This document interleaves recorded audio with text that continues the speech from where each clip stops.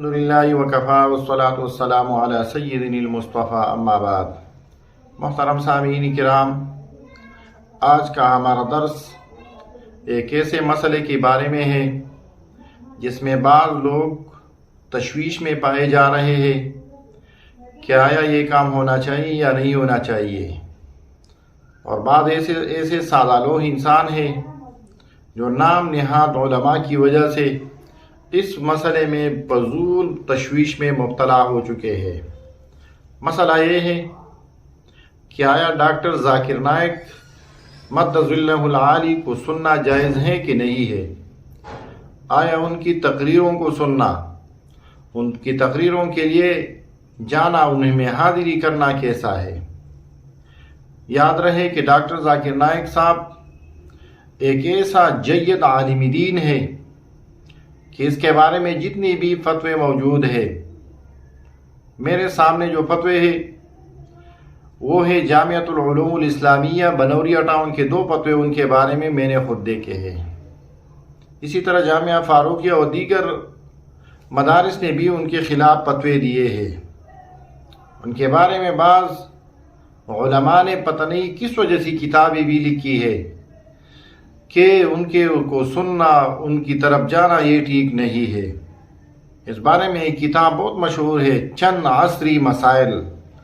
اور پھر لکھا ہے ڈاکٹر ذاکر نائک اپنی تقریروں اور تحریروں میں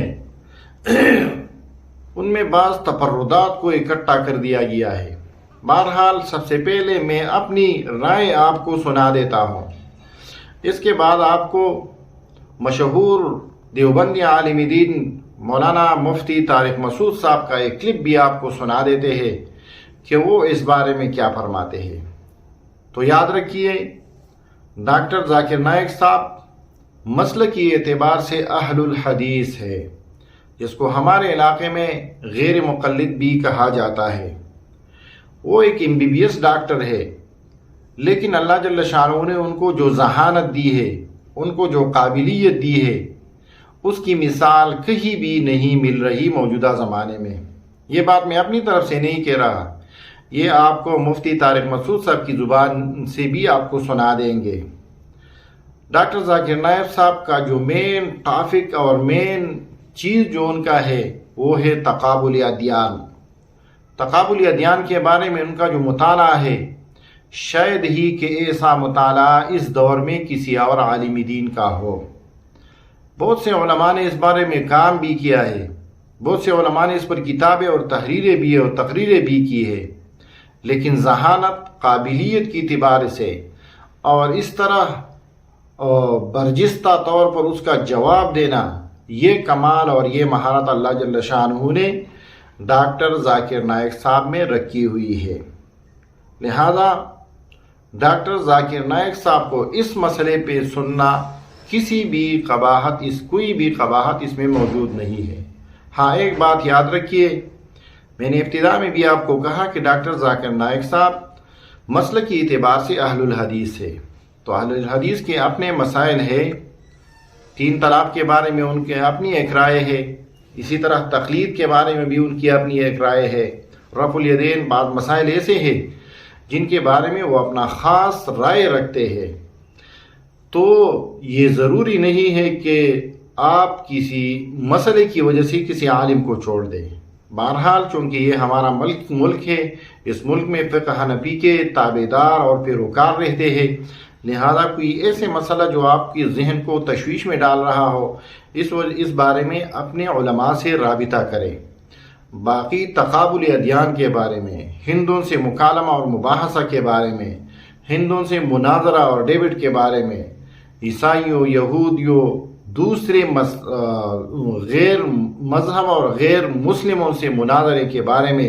اگر آپ کچھ جاننا چاہتے ہیں، کچھ سیکھنا چاہتے ہیں، تو یہ آپ ڈاکٹر ذاکر نائک کے بغیر کہیں بھی ایسی مدلل باتیں آپ کو نہیں ملیں گی۔ ان کو اپنے مذہب پر جتنا عبور حاصل ہے، اتنا ہی عبور ان کو اللہ جل شانہ نے دوسرے مذاہب کے بارے میں بھی دیا ہے۔ باقی اس مسئلے کے بارے میں مفتی طارق مسعود صاحب کو بھی آپ کو سنا دیتے ہیں کہ اس بارے میں کیا رہنمائی فرما دیتے ہیں۔ یہی میرے رائے ہے کہ کہ تقابل ادیان کے بارے میں کسی یہودیوں، نصارہ، دوسرے مسالک والے اور اسی طرح ہندوؤں کے بارے میں جو اس کے ساتھ ڈیبیٹ ہے، مباحثہ ہے، مناظرہ ہے، اس کے بارے میں آپ ضرور ڈاکٹر ذاکر نائک صاحب کو سن لیجئے۔ جس مسئلے میں آپ کو اختلاف معلوم ہو رہا ہو اس مسئلے میں اپنی کسی عالم کی تابعداری کریں۔ یہ ضروری نہیں کہ آپ ہر مسئلے میں صرف ایک ہی عالم دین کی تابعداری کریں، کیونکہ اللہ جل شانہ نے ہر شخص کو ایک الگ مہارت دی ہے، ایک الگ تفقہ دی ہے، تو ہر عالم کی تحقیق الگ ہو سکتی ہے، ہر عالم کی تحقیق اور اس کا تدقیق الگ ہو سکتا ہے، لیکن اس کا مطلب یہ نہیں ہے کہ آپ اسی خاص مسئلے اور تفرد کی وجہ سے کسی کو گمراہ کہے، کسی کی پیچھے غلط باتیں کر سکے۔ آئیے سنتے ہیں مفتی طارق مسعود صاحب کو۔ ڈاکٹر ذاکر نائک سے آپ نے جو سنا ہے، مجھے نہیں پتا وہ آپ سمجھے بھی ہیں کہ نہیں سمجھے، ڈاکٹر ذاکر نائک کا موقف کیا ہے، اور یہ بھی نہیں مجھے پتا کہ وہ اس بارے میں صحیح کہہ رہے تھے غلط کہہ رہے تھے، لیکن ہر شخص کی ایک فیلڈ ہوا کرتی ہے۔ تو میں کیا، بڑے بڑے علماء یہی بتاتے ہیں کہ ڈاکٹر ذاکر نائک کی جو فیلڈ ہے وہ ہے ادیان عالم، ان میں تقابل، بہت سارے دین مذاہب کے بارے میں ان کو بہت زبردست معلومات ہیں اور بے پناہ غیر معمولی حافظہ ہے، تو اس حافظے کی بیس پہ وہ فی البدیہی جواب دیتے ہیں، اس میں ان کی بہت تیاری ہے، تو یہ ان کی فیلڈ ہے، اس میں دنیا ان کی محتاج ہے۔ اس فیلڈ میں اور بھی بہت سے علماء ہیں، لیکن جس طرح سے ڈاکٹر ذاکر نائک نے جدید طریقوں کو استعمال کیا اور بے پناہ حافظے کا استعمال کیا، اس میں میری معلومات کی حد تک ان کی کوئی مثال نہیں ملتی، تو اس میں وہ امام ہے لوگوں کے۔ اور ایک طبقہ وہ ہے جو ان پہ بلا وجہ تنقیدیں کرتا رہتا ہے، اور تنقیدیں ایسی کہ الامان والحفیظ۔ تو اعتدال کی بات یہی ہے جو حضرت مفتی تقی عثمانی صاحب جیسے بڑے علماء کی رائے ہے، اور بھی دیگر بڑے علماء کی رائے ہے کہ بھئی وہ اپنی فیلڈ کے ماہر ہیں، لیکن مسائل کے معاملے میں ان کی تحقیق نہیں ہے۔ وہ خود بسا اوقات یہ اعتراف کر چکے ہیں، میری ان سے براہ راست 2 دفعہ ملاقات ہوئی ہے، اور دونوں دفعہ میں انہوں نے اعتراف کیا کہ میں مفتی نہیں ہوں، مسائل میرا کام نہیں ہے۔ تو ہم نے ان سے پوچھا کہ آپ پھر بتاتے کیوں؟ انہوں نے کہا لوگ اصرار کرتے ہیں بہت زیادہ، اور خاص طور پہ غیر مسلم پوچھتے ہیں، تو مجھے جو کچھ معلومات ہوتی ہیں میں بتا دیتا ہوں۔ اور انہوں نے یہ بھی بتایا کہ مسائل کے معاملے میں میری آراء میں رجوع بھی بہت ہوا ہے، تبدیل بھی بہت ہوئی ہے، کہ پہلے مجھے کچھ مسائل تھے جن کی پوری تحقیق نہیں تھی، میں نے بتا دیا، لیکن پھر مجھے احساس ہوا، جس میں انہوں نے 3 طلاق کے مسئلے کے بارے میں بتایا کہ پہلے میری رائے یہ تھی کہ 3 طلاقیں ایک ہوتی ہیں، تو میں برملا بتاتا تھا، بعد میں اور ریسرچ کی تو پتہ چلا کہ نہیں، بھی ایک اس کے مقابلے میں دوسری بھی بہت مضبوط رائے موجود ہے۔ تو میں نے پھر ان سے کہا کہ آپ مزید مطالعہ کریں گے تو اور اس میں آپ آگے بڑھیں گے۔ تو خیر میری کیا اوقات ان کے سامنے، یعنی جس فیلڈ میں وہ چل رہے ہیں تو اس میں میری کوئی اوقات نہیں ہے، لیکن یہ کہ مسائل کے معاملے میں مفتیان کرام،